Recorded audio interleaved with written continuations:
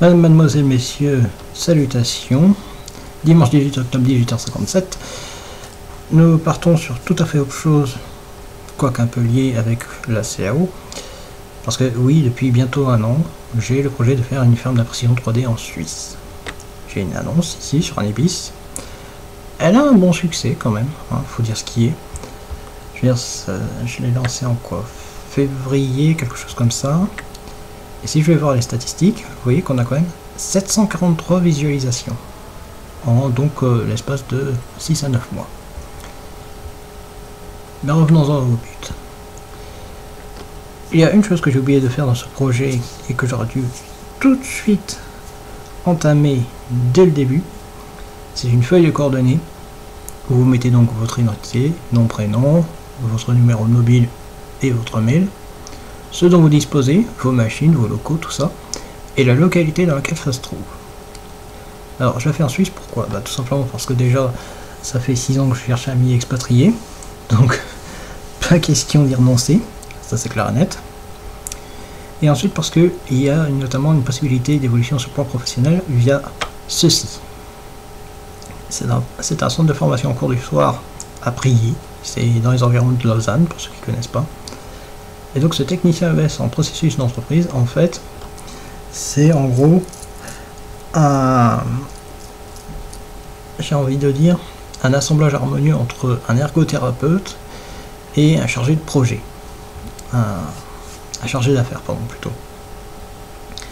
Et donc ça va être quelqu'un qui va piloter des projets de modernisation, d'automatisation, de choses comme ça. Donc là on a le contenu, 6 semestres, c'est-à-dire que ça dure 3 ans. Alors, en ce qui me concerne, j'ai une petite chance, c'est que je connais justement depuis 3 ans et demi l'un des principaux formateurs de cette formation. Et il peut me faire gagner 1 an sur la formation, ce qui est pas mal. 1 an et demi. À voir suivant mes capacités actuelles. Donc, tout ce que ça comporte, enfin tout ce que ça permet de faire.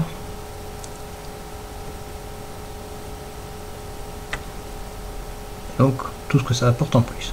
Sachant que c'est une formation qui est de niveau 3, au niveau 4, il faudrait que je revérifie. Bref, pour nous, français, ça équivaut à un bac plus 2. Pour les Suisses, donc c'est après maturité professionnelle. Ça fait une très confortable paye en général à 7 ou 8 000 francs par mois quand on est doué. Avec un peu d'expérience, bien entendu. Sans, ça démarre à 6 000. Ça se prend quand même. Mais voilà. Donc, toutes les personnes qui souhaitent contribuer sérieusement au projet. Après, moi, j'ai rien contre échanger, avoir des conversations téléphoniques ou par mail ou tout autre moyen. Même une rencontre en vrai, ça m'est déjà arrivé. Remplissez le document. Je vais mettre un lien dans la description, de sorte que vous puissiez donc rajouter vos coordonnées. Que vous puissiez donc y inscrire tout ce que vous avez. Naturellement, une petite préférence pour la partie vaudoise. En second choix, fribourgeois, neuchâtelois. En second choix.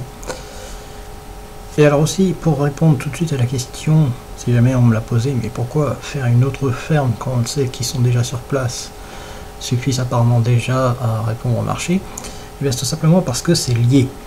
C'est lié en fait à ce projet-là, parce qu'en discutant un peu avec le formateur qui gère cette formation-là, eh bien, il s'est avéré que celui-ci est pro, justement, centre d'impression 3D, automatisé, tout ça. Et il s'avère que je peux lier l'utile à l'agréable, c'est-à-dire que je peux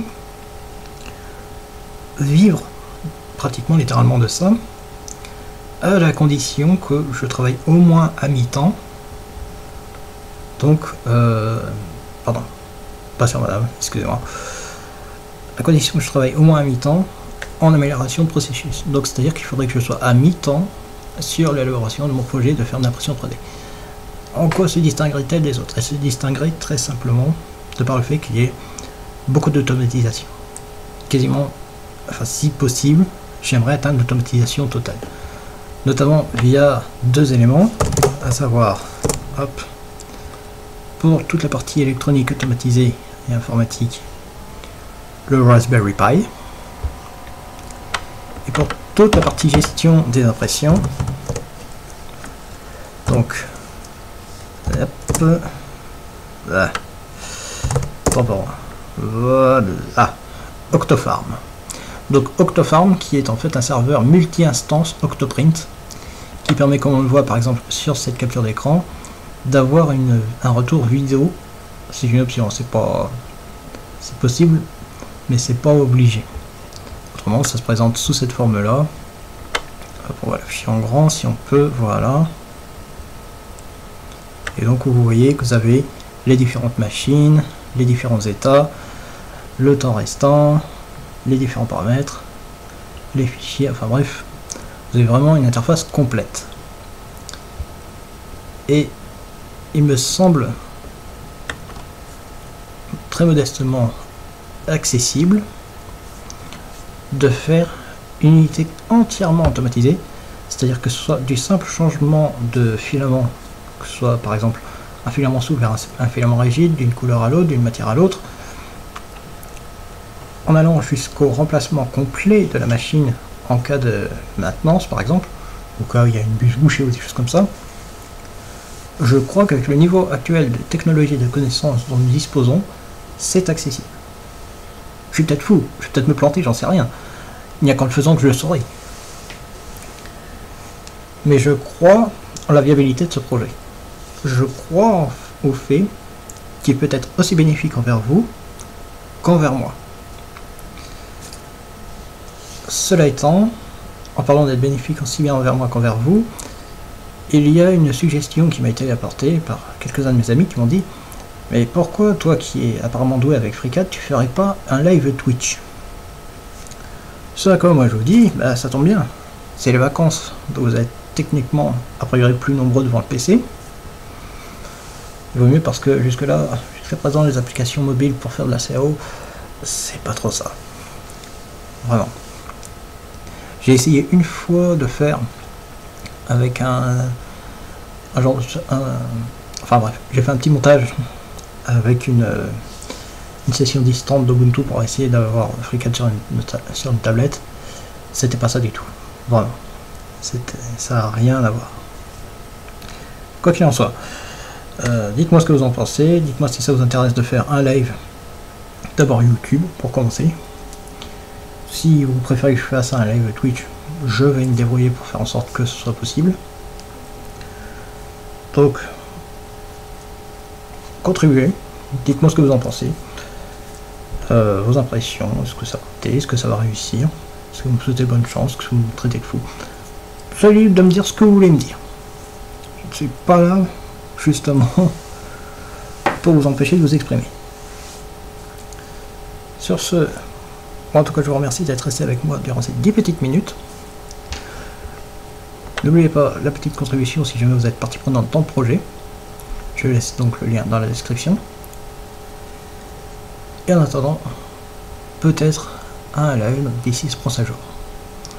En attendant, moi je vous souhaite de bonnes vacances et à bientôt. Bonne soirée.